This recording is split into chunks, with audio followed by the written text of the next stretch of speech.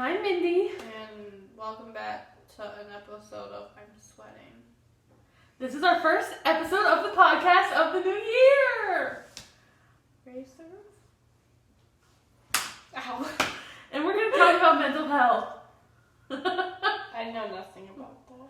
Should I share my story first? Okay. So, This is Flying Punch. Kiddos. Don't drink when you're sad. okay. Yes, my story starts in like the 4th or 5th grade.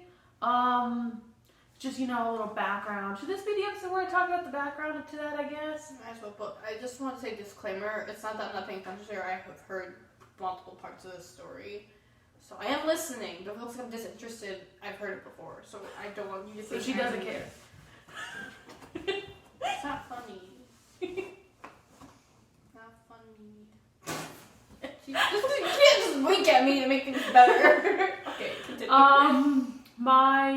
In like the 4th grade, my father was arrested and sentenced to life in prison for crimes, the usual. Casual? Yeah, casual. Oh. That's how we describe it in my family. What's casual? A casual crime. If you know a casual crime that gets you sentenced to life in prison, leave it down below. So about that time, I was an emotional mess. Literally to the point where I would have to go to like the guidance counselor in-school guidance counselor. This is before I started going to therapy every week because she had found out that my father was arrested, and I would just cry in her office, and she would be like, "I'm gonna get an 8th grader to come mentor you," because 5th and 8th graders were in the same school, because she's gone through the same thing, so she can teach you things. And we had like 5 meetings that 8th grader with me, and then she was like, "I'm busy. I'm in the 8th grade." Me that I'm busy and I'm in the 8th grade. Which thinking back, she seemed so much bigger and older than me, but she was in the 8th grade. She was 13 years old, and I was like, oh, an 8th grader. That's a lot. And then it got to the point where in the 5th grade, I had a flip phone, just early 2000s things. In the 5th grade? Mm-hmm. Okay. I had that until like the 7th grade, I think. Continue. I'm gonna grab my doggy pillow. Okay. So yeah, I in the note section of my flip phone, I wrote, "I don't want to be here anymore. This is not the life for me." In your flip phone. In the note section of the flip phone. I typed it out. That's how much emotion I had behind with the 6 Yeah. buttons. Yeah. And I was like, this is not the life for me. I need to get out of here, Normal things a lovely 5th grader should be writing. So my mother found it. How did your mother know to look in the notes of the flip phone? I don't know how mothers know things. But my mother found it. And she's like, maybe you should go to therapy. And at this time, my older sister was already seeing a psychiatrist, but because she has autism, not because of depression.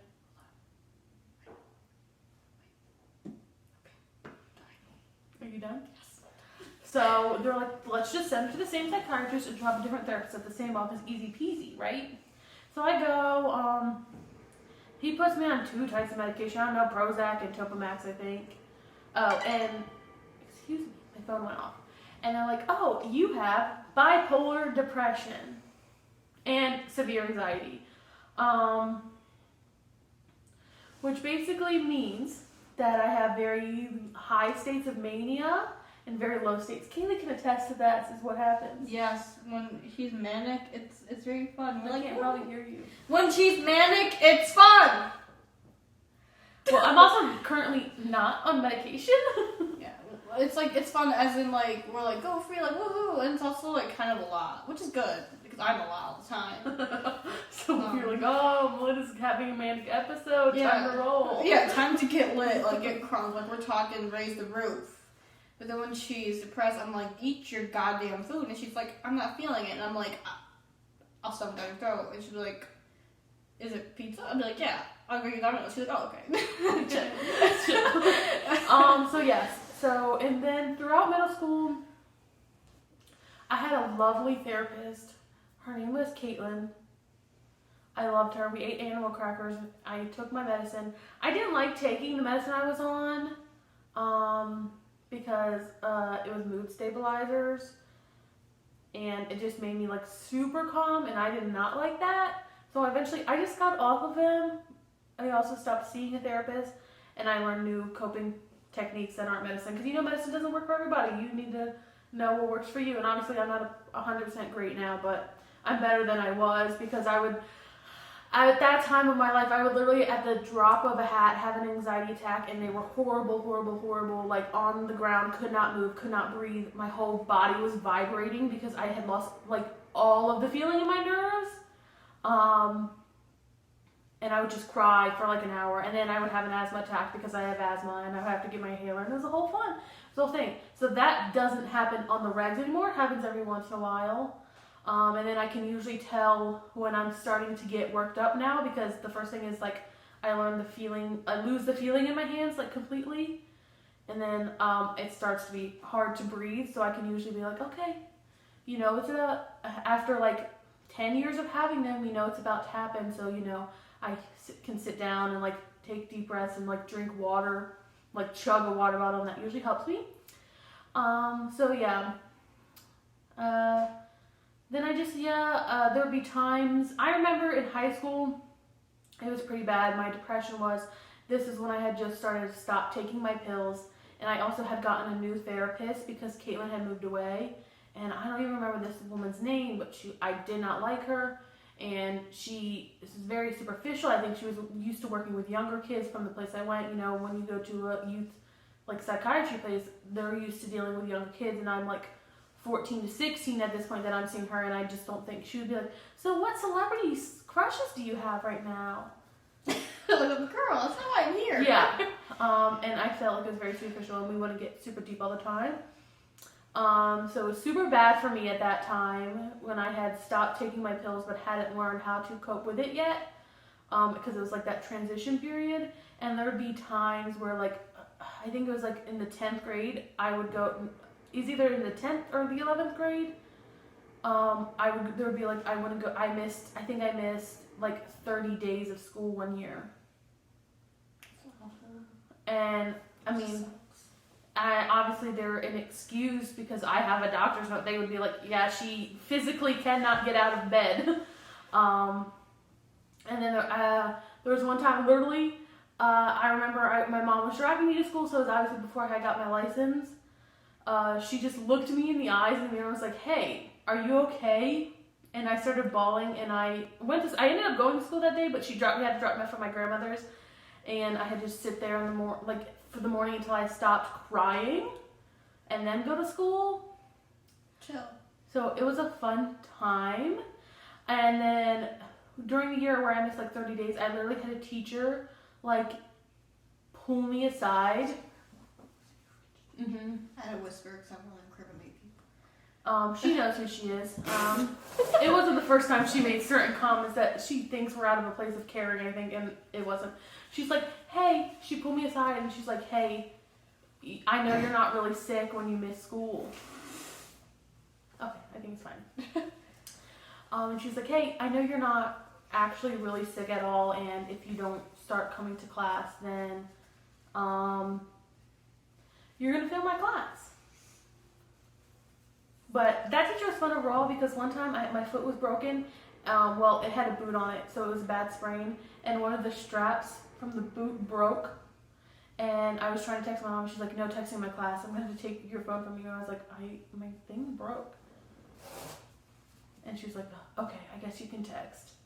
It's like, literally the thing that's supposed to keep my ankles together just broke. She sounds like a horrible teacher. She was a family friend. And her dad is actually the one who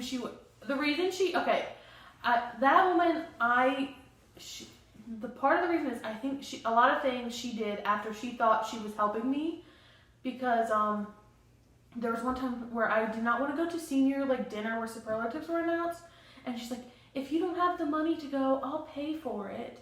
But she pulled me aside in class while people were there. That's not.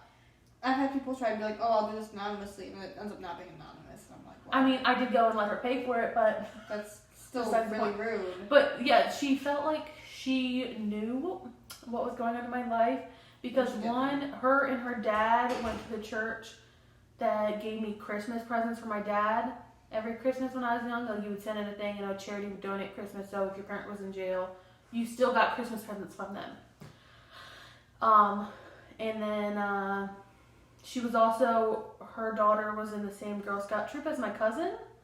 So her and my aunt, who's not really my aunt because they're divorced, but I still call her aunt because one time I said, hey, you're not my aunt, and everyone got mad. So I still call her my aunt. So they're like best friends. So Old people. And now I'm in college. We're at that part of the story. I moved completely out of state to go to college, and it was probably the best decision I ever made. It's not great on money, and I'll probably be in debt till I die, but don't worry about it. I'm getting the education that I need and in the setting that I want because literally, I mean, my mental health's not 100% great while I'm in Michigan, obviously. I still cry myself to sleep sometimes. And my anxiety, was horrible in the dorms. It's not as bad here, I don't think, but I don't know if I help, but I like to think I do. Maybe I do. But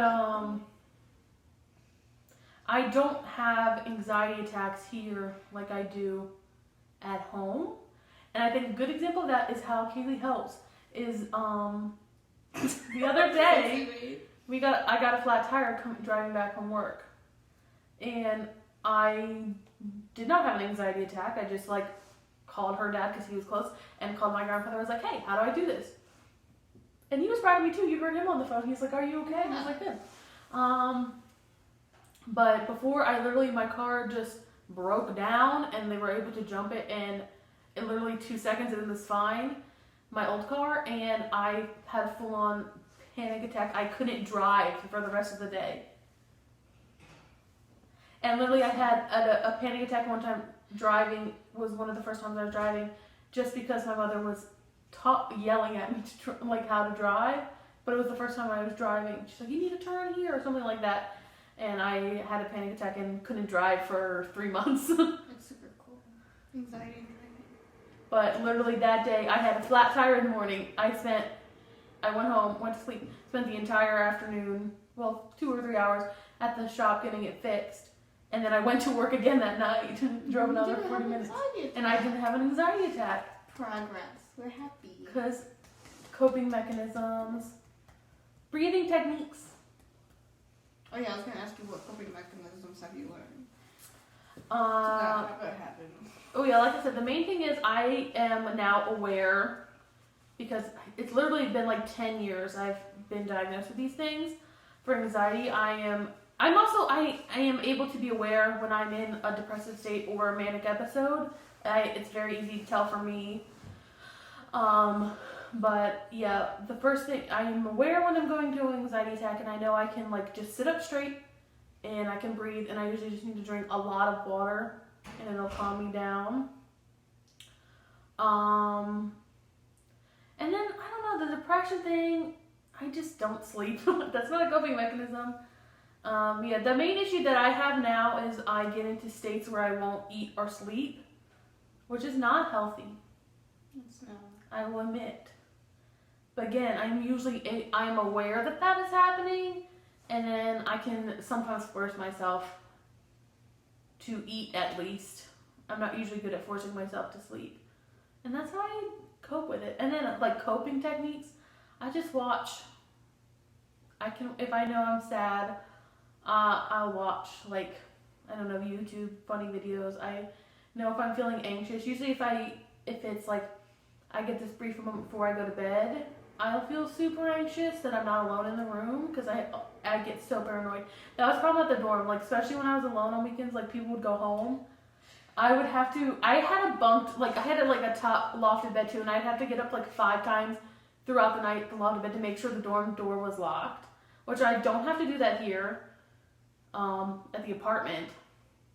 But usually if I'm in my room and I feel oh, it's too dark in here right now because I'm a baby, I can She's watch. not a baby. Sorry. I can watch like funny TikToks and for a few minutes, and then I'll be okay. It's just, I think it's the main thing is just being aware that you're in that state, and then knowing what helps you get out of it. And obviously, I have the benefit of, like I said, years of having to deal with mental illness, like since I was a young child, and knowing all the different things that people taught me throughout the years, and like trying different things. So that's my story. I'm just gonna check the time to make sure that if we might need to make this 2 podcasts or not. Where's the time? It's 18 minutes. We're fine. Yeah. Just want to double check it. Now it's Kiwis. Perfect timing for my story. Well, I just want to say that I'm happy Mindy could share all this stuff because I love Mindy very dearly. She is my platonic Should I mention that? I feel like my main issue right now is no, that I'm not good at telling other people when I'm feeling those ways. I'm good at recognizing myself that I'm like that, but admitting it to others. but I'm just like, I'm fine, Yeah. and I'll deal with it by myself. Yes, because when I first met Mindy, we're like, oh, like we all talk. We had this trauma bonding moment in our dorm. That's like, here's our trauma, and that's how we all were really, really close.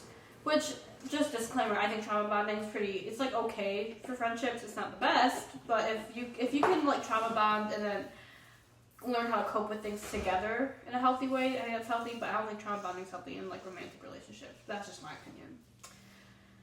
What was I saying? Oh, I'm proud of Mindy for saying her feelings because, like you said, she doesn't talk about her feelings often, but when she does, I'm like, I'm proud of you. Like one time we were texting and she was like, something said it hurt me, and I don't want it to hurt you. But I was like, the first thing I want to say is I'm proud for you telling me how you feel because I don't care. I mean, I care if I hurt you, but I don't care like if it's gonna hurt me or not. I care about you communicating with me.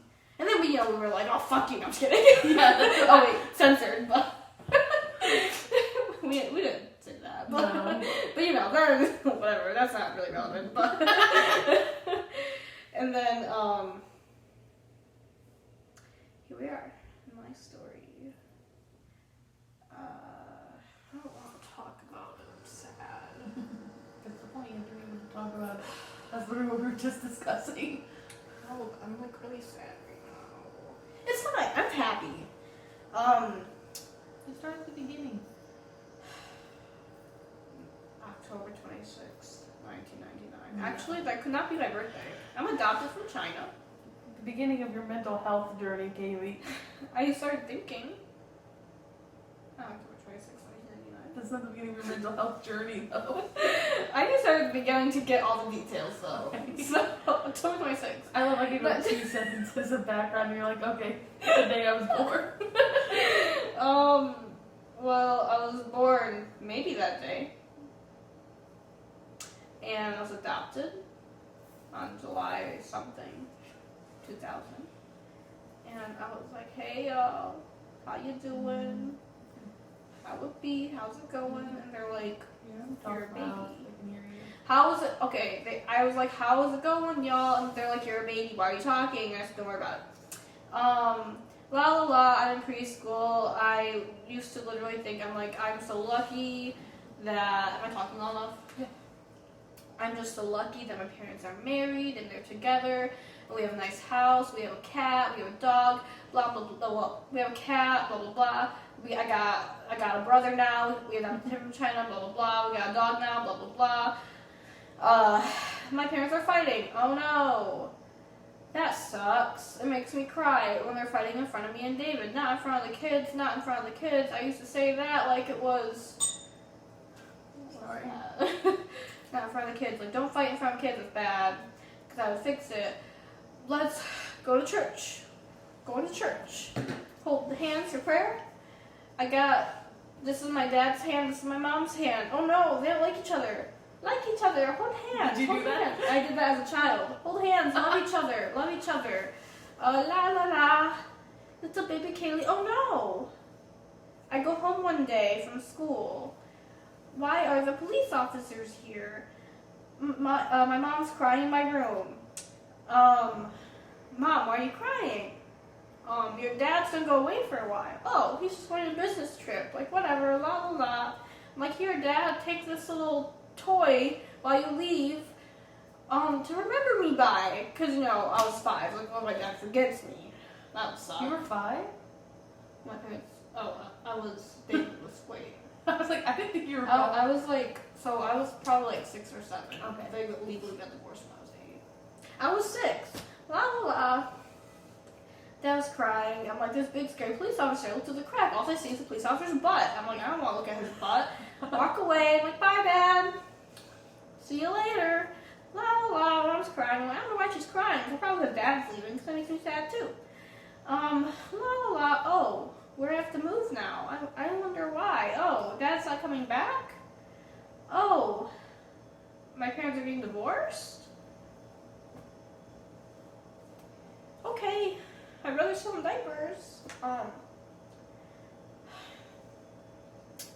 Oh, so my parents got divorced, and then our house got foreclosed. Let's see. So it's 2008, the Great Recession. 2008. What a fun year for people. 2008, Obama. Actually, I love Obama. He just got handed a shit hand. I'm fine, by the way. This is a prank. It's one of the emotions one. I think you're allowed to be What? emotional. It's the emotion one. It's the mental health one. What? You're allowed to have emotions during this episode. No, I'm not. Okay. Hold on. You Okay. can also turn it to just audio if you want. No, it's fine. Okay. I'm cute. I'm the prettiest crier. Okay. 2008, Great Recession. Parents got divorced. House foreclosed. We moved houses. My elementary school closed down, like shut down, like hashtag canceled. Well, actually, that was a couple years later. I was in 4th grade, but still. 2 years into the divorce, my dad has a restraining order. Against my mom helped put a restraining order against us because yes, without having my aunt and my grandpa there. My brother's a child.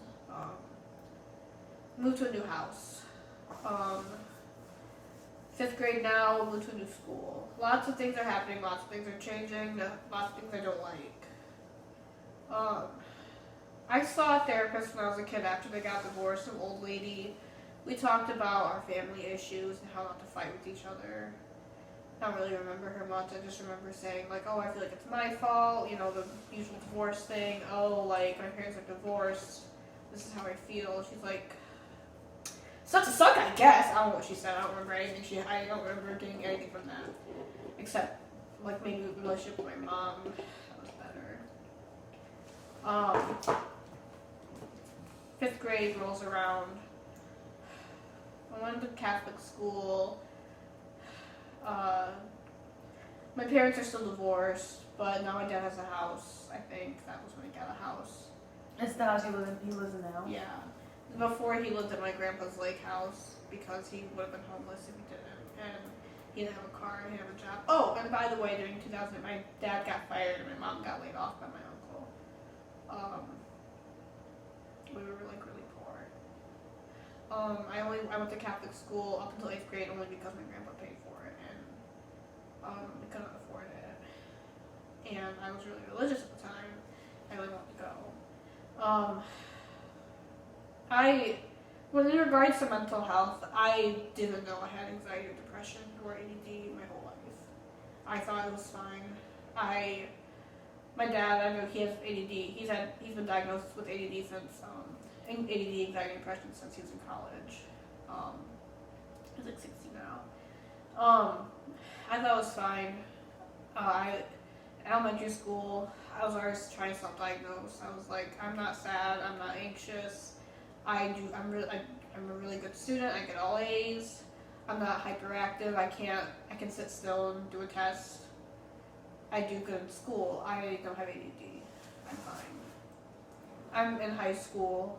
I am anxious because I'm at a new school. I'm at a new public school. I don't know anybody. I might be anxious, but I'm fine. I have friends now. Junior year, I still have friends. I'm fine. I'm thriving. Junior, senior year, probably the 2 best years of my life. I got homecoming queen. I got valedictorian. What an absolute icon. I had a lot of friends. I was happy.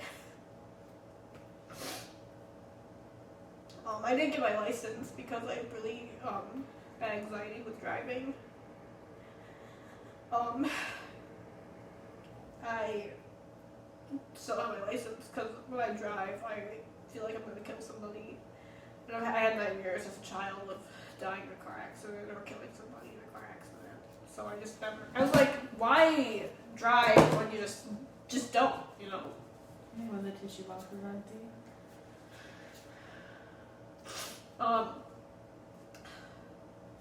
Senior year, I'm valedictorian. I homecoming queen. I was a drum major. I was thriving. I did a speech, like a 3-minute, 2 or 3 minute speech when I was valedictorian that I wrote myself that I would have never been able to do previously. I was like, my parents are divorced. They get along. This is the best they've ever got along. I have an amazing brother who's going through life. You know, I have 7 or 8 amazing friends who love me. I had teachers who thought I was like the perfect person. I got accepted to every college I applied for. I was happy. I was like truly happy. We go into summer. Everything's great. I'm just worried about crashing and burning in college. I was preparing myself to not get all A's. I said it's okay if I get 3.5 in college. Like I just need a degree. I realized I have to go get a master's to get my career. So now I'm like, okay, well, I can't just get a 3.5 anymore. I have to get a 4.0 or a 3.9 to get into my college, my master's school. It really stressed me out my freshman year. I started admitting that I have anxiety. I get medication for it. I get like, is it tears? No, that's my allergy medicine. That's my allergy medicine. I have allergies to dog hair and cat hair. And Are you dogs. serious? Yeah. You're allergic to dogs and cats. Well, it's mostly cats. It's dog dander, like dog hair a little bit, but it's mostly cat hair. If I don't take my medicine enough, I look like this. But it's just because I have allergies. Yeah, I love animals and I'm allergic to them. And dust. So when I clean, you love dust too. Dust. You just love dust. Yes, I love dust like I love my animals. I took citalopram, which is like, I don't know what the brand name is, but it's citalopram. I took that for anxiety. It helped me. I was like, I'm all drugged up, ready for spring semester. Woohoo! And spring semester was better. I didn't want to like die. I didn't come home crying because I'm like, why am I so sad? I got 4 point my first semester. Why am I doing so good in school? But I'm so depressed. I didn't want to admit to myself that I had anxiety. My mom was like, she was like, oh, your dad takes too many medications. He can't get his meds right. So I made me feel like, oh, I don't want those issues. So don't take medication. You know, easy as that. If you don't have the issues, you don't need the medicine for it. So you just don't have it. I'm like, yeah, obviously. I'm doing good in school. No biggie. We're good. I have anxiety. I take medication for it throughout freshman year. Going through that, really bad anxiety. Sophomore year hits, and I'm like, I need new medication. I have depression as well. I saw a free therapist through the church, because she was just a retired counselor who gave out free therapy because she was like, college students want to die, so let me help them a little bit. And I was like, okay, I'm taking depression. I'm taking venlafaxine for my depression and anxiety, and seeing a therapist. She was like pretty helpful, but I like my therapist now more. No offense, Jerry, we love you, anyways. taking depression medication.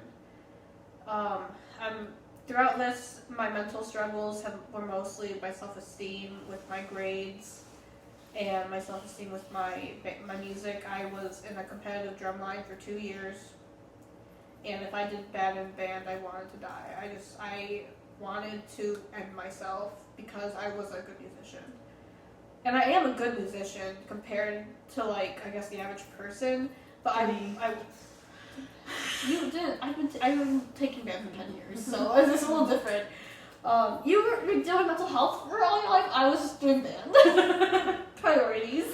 But, I was dealing with having to go see my father once a month, 4 hours away. yeah.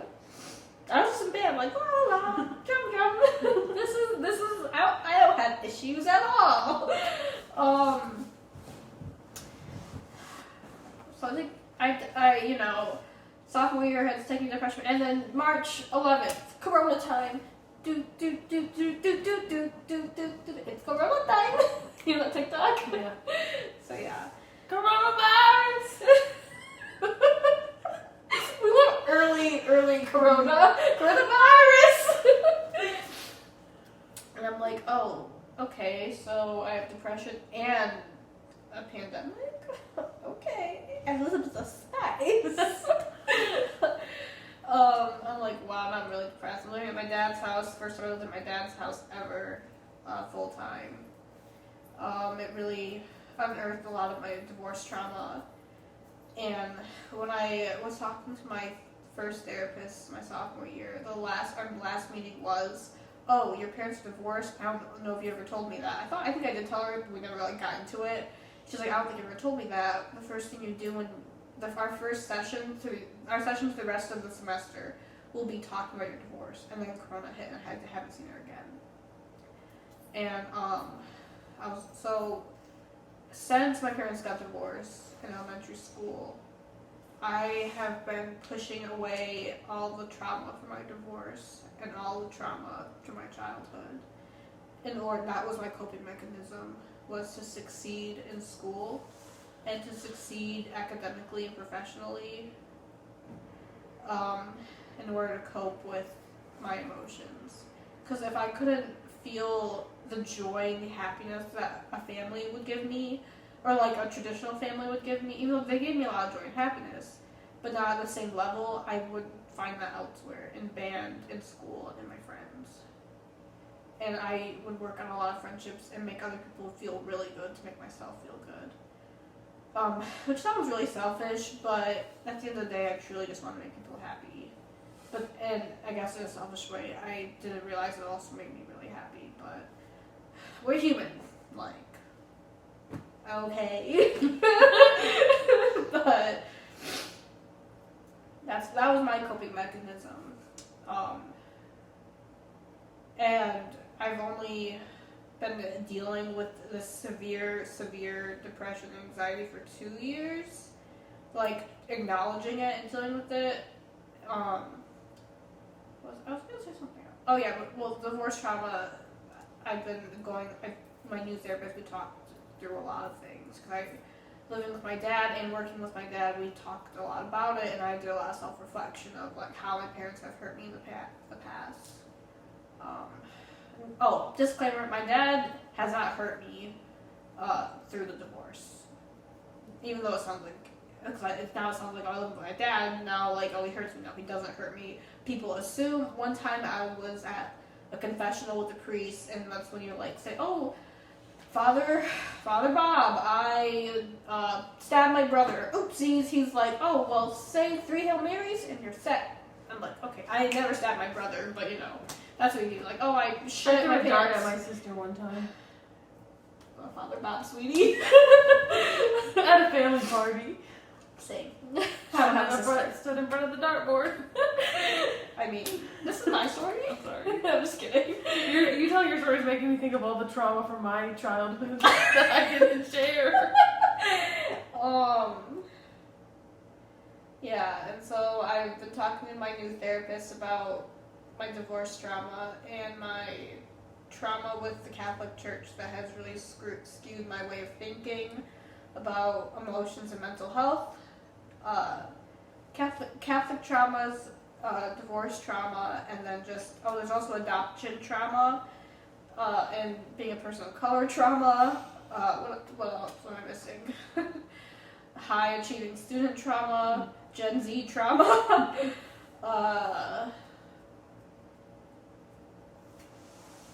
body image trauma, female trauma. I poop a lot. Trauma. That's not trauma, but that's my boyfriend's trauma. He has Crohn's disease. But that's another story.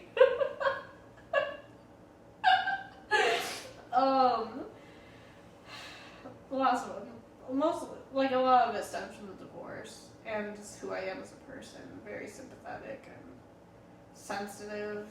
I used to see it as weak, but now I just see it as a part of myself. I've only been dealing with Jesus Christ. What? I'm telling a story, ma'am. What was that? Just a game.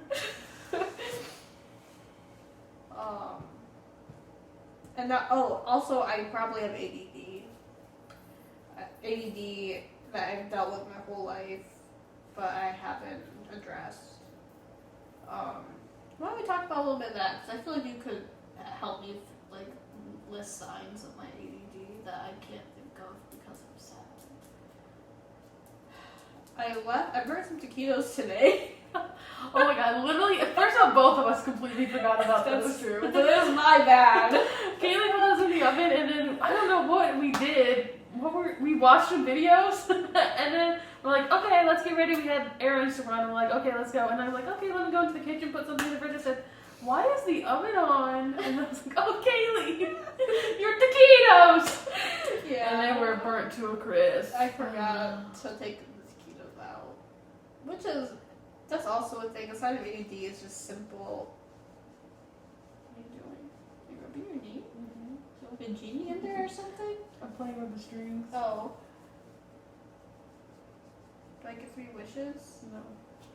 There's 3 strings for 3 wishes. There's actually more than 3 strings. There's 3 strings for 3 wishes. That's not even 4. Shh. Which was my first wish? You distracted me from my important mental health. Well, you're the one who got distracted. I was just playing with my things over here. She's rubbing her knee. She's like... Okay. I have ADD. I'm self-diagnosing. I haven't been formally diagnosed yet, but that's literally what I did with depression and anxiety. I didn't self-diagnose. I self-diagnosed, walked in, took a test, and they're like, you right. So... Okay. What other signs? I can't think of any right now.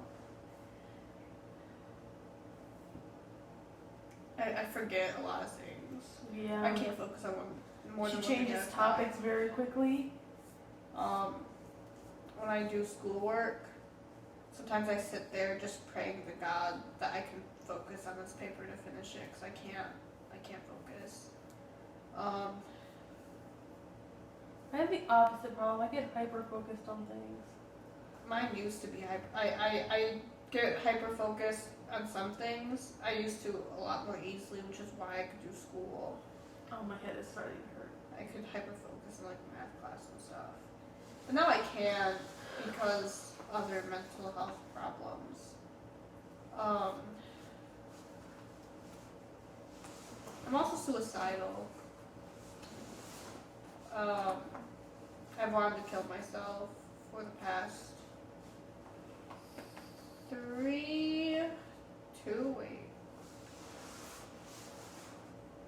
years.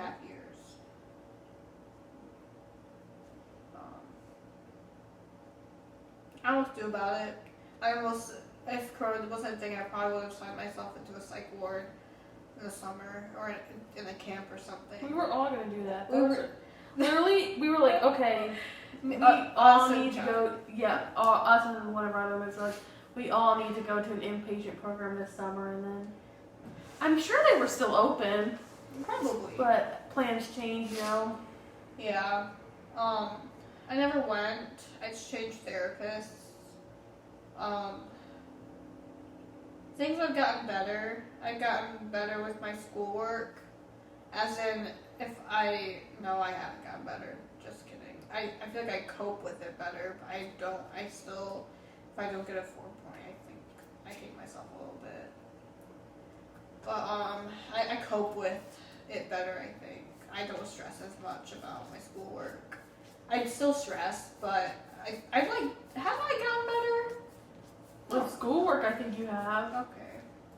I'm not sure. You don't obsessively study like you have been. That's before. true.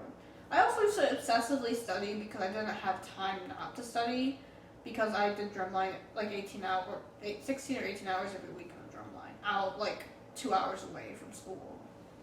So I had to like study a lot to get my good grades. Now I don't have to study as much. It's also online, so and a lockdown browser. Sucks to suck for you STEM majors, but Yeah, when I went away at school, my mom really thought I wouldn't survive here. I don't know if she thought I'd drop out. I think it was more linked with thought I would kill myself. And then I went home for the first summer and everyone said, oh, we didn't think you'd make it there. that's so encouraging. Yeah, they were like, oh, we didn't think, like literally family, friends, all of them were like, oh, okay, maybe not all of them. But my mom was always like, yeah, I'm so proud of you. When you first went there, I didn't think you would make it. But you're thriving. Yeah. 30, 40, and thriving. Let's just cut this part out. Okay. I'm blowing my nose. My brain is starting to hurt.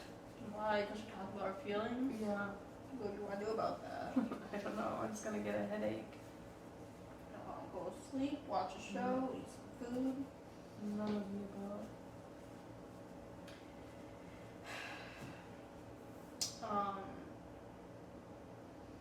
What to do about it? Oh, I smoked some weed the other night. Keely. What? It's medicinal. I'm legal. Is it legal recreational in Yeah. Michigan? Okay. So I can say that. I didn't smoke any weed. She didn't. It wasn't as cool as me. Anyways, it helped my anxiety. I was like bawling while I was doing it. She's like, the next day she was like, it's the greatest I ever felt. Yeah, that was like, She's like, yes, I was crying the whole time, but I didn't feel a thing. yeah, it was amazing. I felt great. Is that a great way to cope with it? No. No. But did I do it? Yes. I talk to my therapist a lot. Once a week.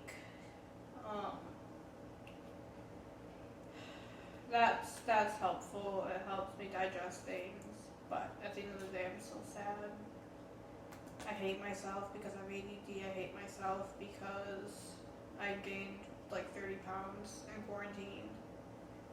Yeah, but now you're a woman. You weren't a woman before. She was a tiny little boy. I was a tiny little boy and I'm a woman.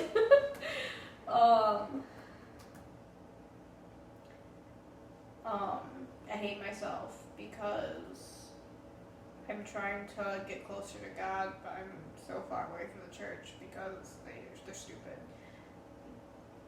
It's like the Christmas special to see the hot take on the Catholic Church. A week ago. From me. Yeah, a week ago if you're keeping up. I want to die. I truly, here's the story I was going to talk about. In my junior year, this one boy committed suicide. And I had we weren't super close. I had a friend who was close friends with him. Junior year, you mean freshman year? My high school junior year, Oh. that's a different story. Oh, okay. And when I used to think of that story, I thought about it almost every day up until sophomore year. And every day I think about it, I would think, at first I would think, oh, I would never ever commit suicide because I would never want to leave that impact on my community. And eventually, as college changed, when I thought about suicide, I thought, I wish that was me. That was my thought process of changing. And I don't talk to my family about it. I don't want them to worry. I'm the rock for my family, for a lot of people in my life. They lean on me when they need things. I'm always there for them. But then when I'm in really depressive and anxious states, my first instinct is to reach out to people. And when I think of the list of people to reach out to, Mindy's the only one I can reach out to. What about try? And Chai. Because I feel like everyone else doesn't know how to handle this side of me. They just tell me that, that sucks. Don't say stuff like that. Don't say you want to die. Don't say you're sad.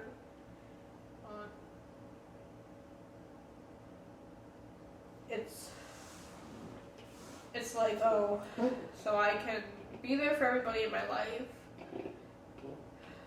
Try to be the best person I can be for people. But then when I need someone to be the best person for me, there's only 2 people in my life that I can think of when I turn to about those kind of things. I don't know how to cope with things as well as I wish I could.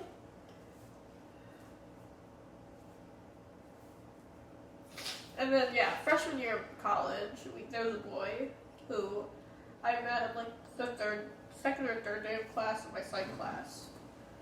And he was really nice, really cute. I thought he was cute. He was cute. And I was like, oh, he's really cool. Oh, he's friend. I got Snapchat. And we would have been better friends, I think. But he sat in the middle in the second row, and I always was late to class, so I couldn't get to him.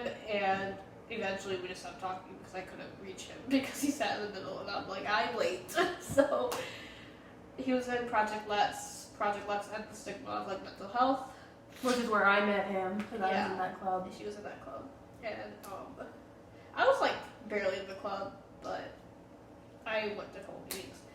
And then I used to go every week freshman year. Yeah. And then I didn't last year. And our friend Kat, who's in a podcast, the Cat Called One, she was really close friends with him. They were on the e-board and everything, or they were gonna be on the e-board, something like that. Yeah, they thought he was gonna be the next president of the club. Yeah. And then spring semester rolls around and we find that he committed suicide in his car. He had a girlfriend, he had a loving family. A lot of people from Project Let's were really, really close to him. It was really hard to see the impact that he made as well. It was the first time that Kaylee saw me cry. Yeah, it was. Because we were like, oh, maybe we won't cry. And everyone's crying. We're like, and yeah, that was really, really sad. And the same thing, I used to think I would never do that. And now today, I'm like, the things he would have seen if he was still alive.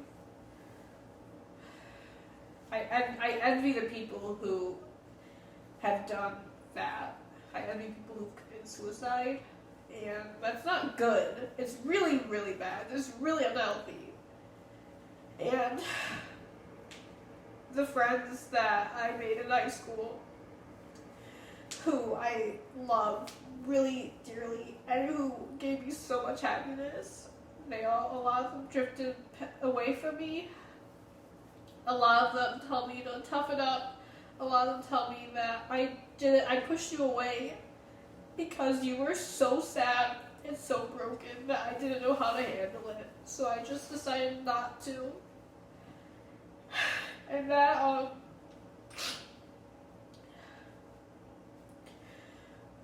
that's one of the reasons why I don't know how I can keep doing this, because I give so much of myself to these friendships, the people I love, and then they turn around and say, you're too much for me, I have to walk away, and I don't know how to cope with that. I don't know how to cope with a friendship falling apart and then blaming it. I'm the one that's at fault, apparently. I don't know. Life doesn't teach you how to cope with that. And a part of me is so scared that this is just a mess. But a part of me is scared that, I don't know, it's juicy. That when I graduate, we won't be friends anymore, and that's gonna end me. And if that happens, that might be the last time that happens to me. So, I've never had a friend that saw this part of me and hasn't walked away. But these were the only people that's done that. So, that's my new YouTube channel. Yeah. Yeah, I realized I was like, oh, like you talking, I was like, oh, yeah, I didn't talk about a lot of things that I did to my body. Look at me, made my body.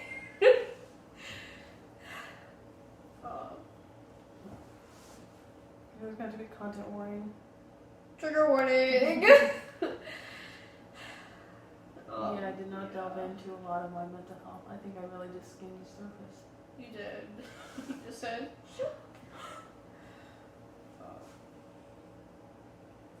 I need your meds. Like, yeah, I was like, oh, Kaylee's talking, it's like, oh, maybe I should talk about how I used to self-harm. Or maybe I should talk about how I used to really have an eating disorder, and I probably still do.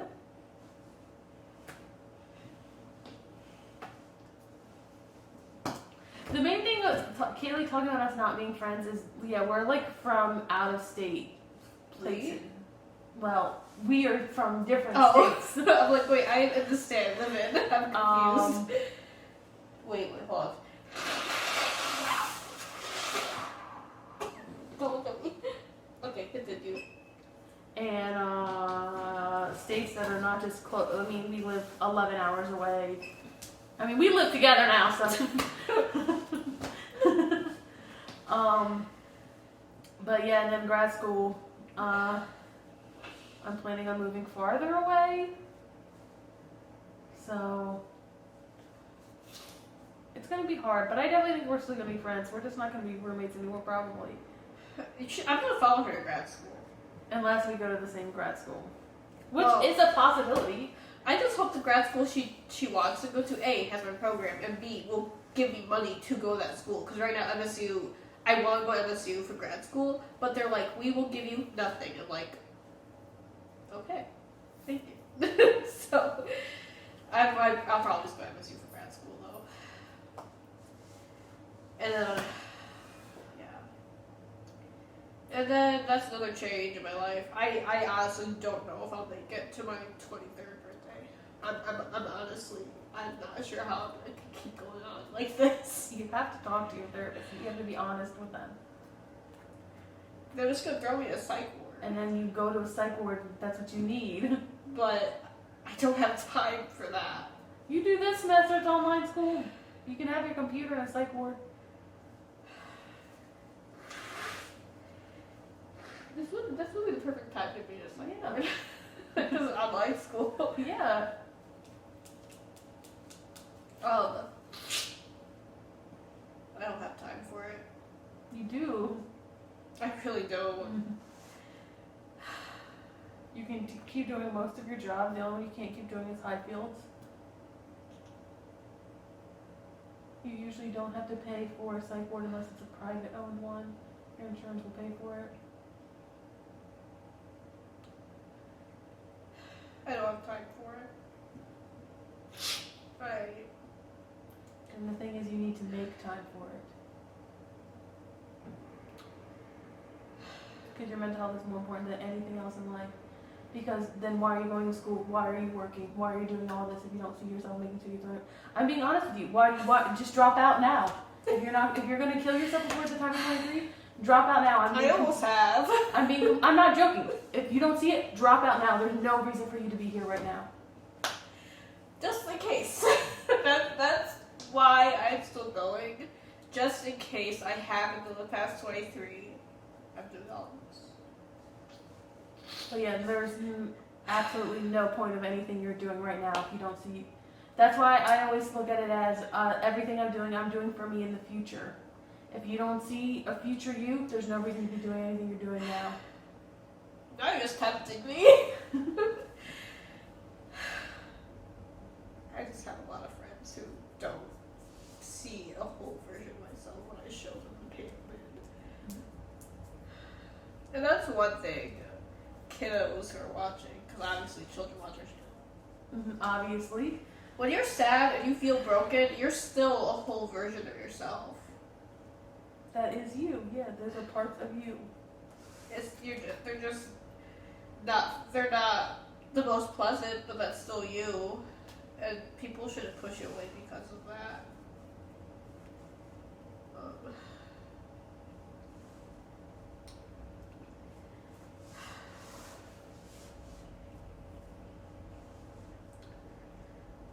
I think part of me doesn't want to admit that I am in that state.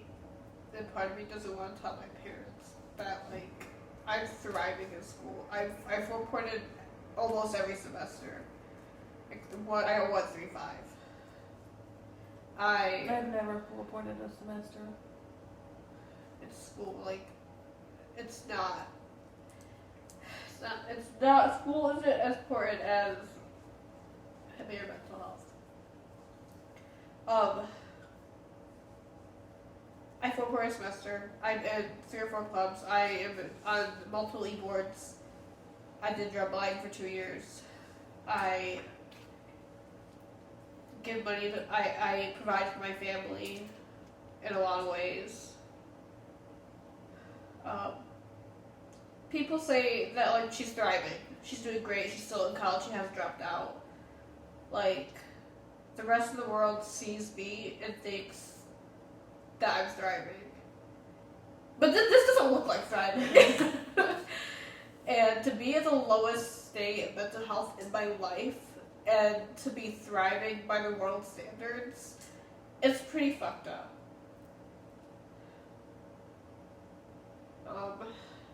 I need some weed now. Skynet, hey, how you doing? You better start walking. I think they're closed. I don't know what time to close. I don't either. It's really encouraging. I have my tissue, most snotty. Why'd you say ew? I saw a string of snot go from your nose to the tissue. Kids, don't do drugs.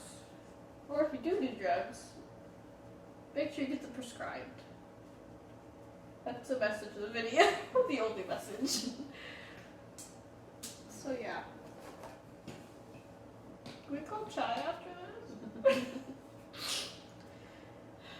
I thought the world was gonna end in May. I was so excited.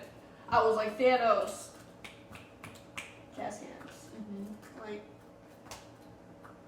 I was like, gotcha. You're still here. Oh, I still have my license. I already said that, but like, I still have to decide when I drive. I don't know how to get better. But yeah. Thanks for watching. Here's the stereo tattoo. Mm-hmm. This was super fun to film.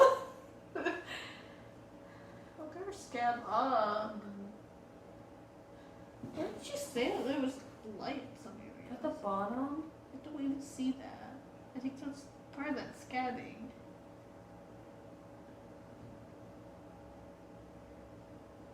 It looks really good. Yeah, I feel like Kaylee shared more than me. A lot more than me. Do you want to share some more of your stuff? Is it too much right now? We could do another podcast on mental health.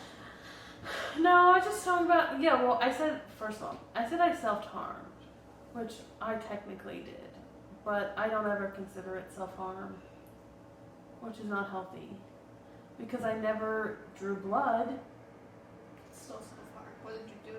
I would take the tops of bottle caps, like with the ones with the ridges, like a Pepsi bottle, and I would take it and I would dig it into my thighs until it left welts for a couple days. Casual.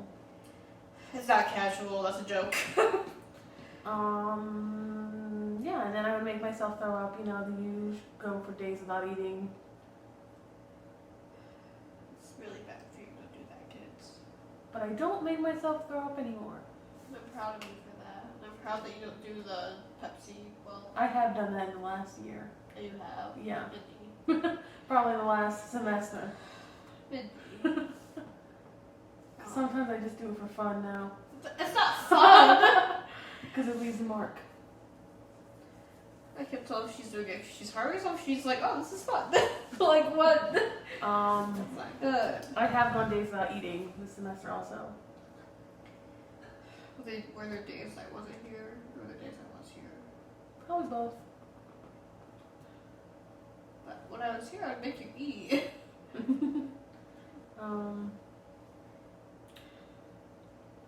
Yeah, and I guess I'll go a little bit more into my background because Kaylee done gave her whole life story. I thought this was what we're supposed to do. Yeah, my father was never really in my life, like, at all, I would say. We would go, before he went to jail, he was already in and out of jail at that time though, but we would go over to his house like every other weekend, so like 2 weekends a month, and to wherever he was living at the time, I don't know. The most of the time I remember was directly before he went to jail. He was living with a woman named Sunshine. He was my sister's mom, my half-sister's mom, and we would go over there and there would be seven girls sleeping in one room with 3 beds because they only had a 2-bedroom house, and she already had 3 girls from a previous relationship and then my little sister, and then we would all sleep in the same room, and it was basically like an apartment building. And I remember the one time we were over there and the next door neighbors had, like, the house next door, because it wasn't an apartment, it was one of those apartments where it was basically a 2-story house, and the top floor was an apartment and the bottom floor was an apartment. And the people next door had a horse, and I was like, oh, a horse. I'm obviously like in the 3rd grade, and I'm like, I want to pet the horse. And my dad to deter me was like, hey, you're not allowed to pet the horse. How about I turn the electric fence on and then you can try again. So fun, that was fun. She would make us sit on the floor to eat. His girlfriend would. I think that was more just, they didn't have the room, but yeah, I just remember we would all have to sit on the floor to eat dinner. And I remember getting in his car, and like the sides of his car, like, were like completely stripped out, so you could only see the metal. So that was always a fun experience. And then when I was young, my mom would not probably like me sharing this, so maybe I won't tell her that this is part of it because she doesn't like people knowing stuff about her life. But she couldn't afford to live on her own with 3 daughters when it was just her. My father was not paying child support, like, at all, $0. He had gone to court multiple times and still had not paid. And then of course when he went to jail, he's not paying child support then either. So we lived, I lived with my grandparents for most of my life. I was in the 6th or 7th grade when my mom finally got her own house. We moved into a trailer park.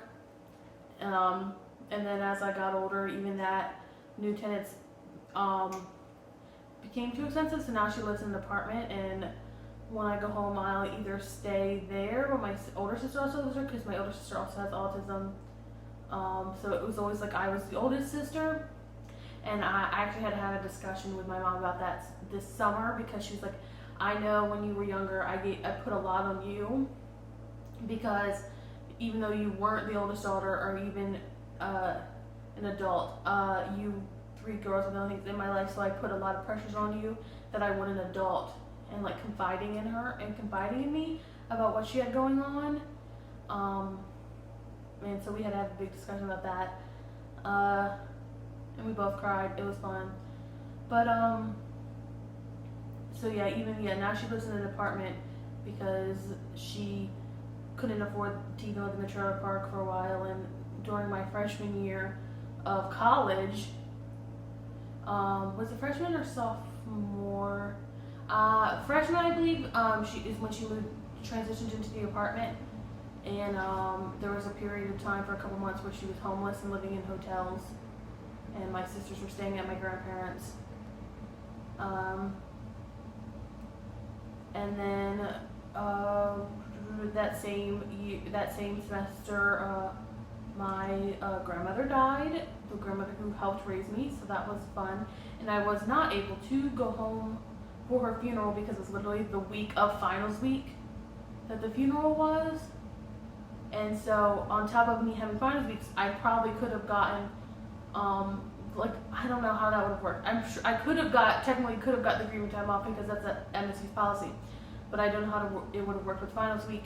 And I literally was also planning on going home the next week, like the expenses and everything were all taken care of to go home the next week, and it wasn't just something I could afford because I'd still have to end up going back the next week and or coming back for finals, so there wasn't like a way that would work without me having to pay for it, which is something that I couldn't do.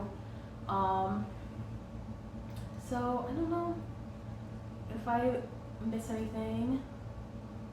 I don't know, just talking about, I hated high school. I had like one consistent friend, and then I had other friends. I feel like senior year is probably my happiest year of high school too. I still only had one consistent friend, and that was Kyra, and Kyra, love of my life. Kyra, the love of my life. It's not all over you. We would like hang out every day after school and get pizza or whatever and wait for my younger sister to get out of school because I had to drive her home or drive her to work and then go home, right? Yeah. You're confusing me. Well, I would get out of school a couple hours earlier my senior year because I only had to go 5 periods of the day. I could have only gone 4, but my English teacher, I think he was out to get me, Mr. Nathan. You were out to get me.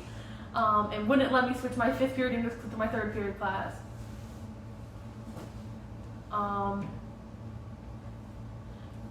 So yeah, I would get out, but she would get out at the same time. So we would leave, and we went to the zoo one time. To the zoo? Yeah, we lived. Our school was really close to the zoo. Or we would go get Little Caesars, and then we would just go back to the school and sit in her car and talk and have fun. And she was only, and then I had other friends in 11th and 12th grade. I guess, yeah, shout out to them. Cool. I don't know. Well, you want me to name all their names? No, I just thought it was funny. Let me blow my nose. I don't know. Have any questions for me, Kaylee? I'll answer any questions you have for me right now. Really? Yeah.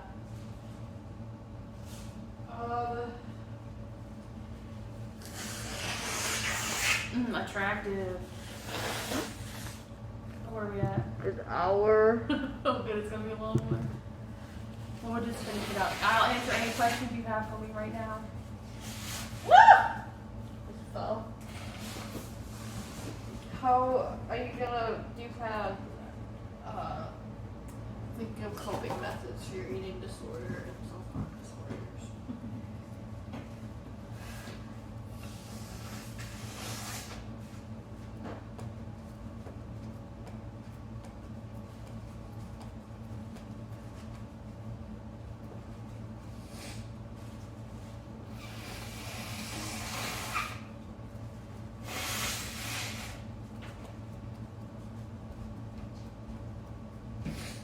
If you don't want to answer that, you don't have to.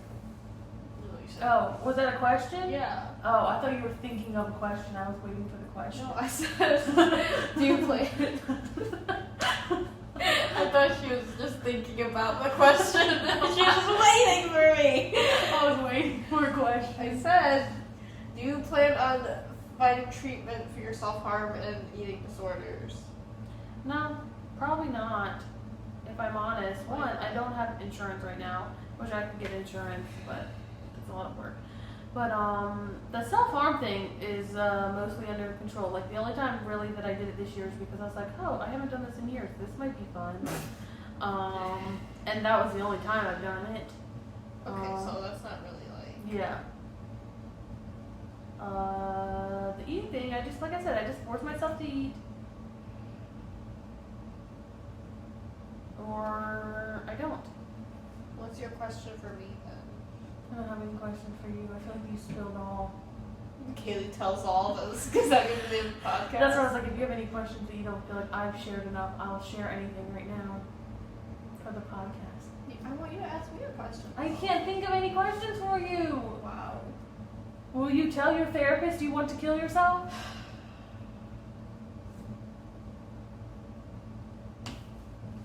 Exactly. It's always a 90-10 with that question every session. 90 being no, you're not going to tell her. 10% being this will be the time. Depends on the day. Sometimes it's 90, yeah, I'm gonna tell her this, but it's 10. No, I'm not gonna tell her. Or vice versa. You know, it's like Russian roulette every time you go to therapy. You're like, hey, how you doing? Guess what? I did good in my classes. Yay! Okay, bye-bye. That's the whole session. That's how you distract them. If you have a mental health disorder, just be super high achieving, and they'll never know. Just kidding, don't do that. Or just fail in every aspect of your life and then be a hot mess. Which, maybe I should have done that, but what you gonna do? What you gonna do? What you gonna What do you wanna do after this? I'm gonna watch Twitch. It's time for the Among Us Blind Night. No, I'll watch it. Okay, maybe watch it out here in your room. I'm gonna watch it. I can watch on here just to get my charger. Okay. I'm putting my pajamas. Jinx. Comment down below If you have any questions, if you have questions, or if you wanna talk about mental health. Also, if you went to my high school, shout out to you guys because you were probably really nice to me. That's what I think. You want me to give a shout out to everybody I was friends with, so they can have credit for my happiness. Okay, actually, shout out to people who watch my videos who are from high school because I'm probably not fighting with you. But if I'm fighting with you and you're from high school, you know what you did. Imagine talking to people from high school. Talk to Kyra. That's it. Yeah. I literally do not talk to anybody else from But high that's school. the thing, like, with, I guess the differences in our stories is that, like, yours is, like, pretty consistent, you know what I mean? Like, with the issues you've had, you know? And mine were, like, so, which doesn't make it better or worse, it just makes it different, you know? And I don't know how I'd rather have it. Just, like, consistently there and having to deal with it, or just like coping with it in a very like very movie-esque way, I guess. You know, like, oh, she's insecure about yourself, but look, now she took off her glasses and she's a princess. We are fine. Like, what? Disney. Yeah. So thanks for watching. Tune in next time. I don't know what movie we're gonna talk next time. I don't know. We're talking about the gays. The gays. The gays, just the gays in general. We'll see. We don't have a topic for next time. Okay. Well, comment down below before we record the next podcast to see if you suggestions. Just comment, please. Comment anything. We want haters. Give us the comments. Bye. What? Don't be aggressive. Why? Calm.